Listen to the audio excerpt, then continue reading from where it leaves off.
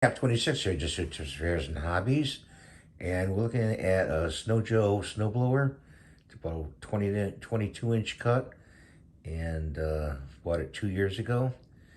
And considerably, the price was about six to $700.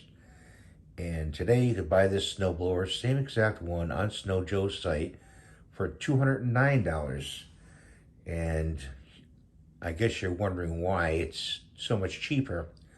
Well, to factor in global warming, that's why.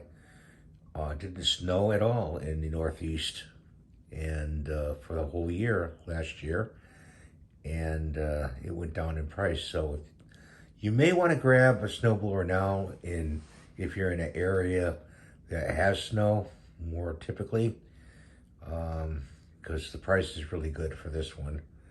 So thanks for watching. Have a great day, and I'll try to put that link to where to get this in the comments below.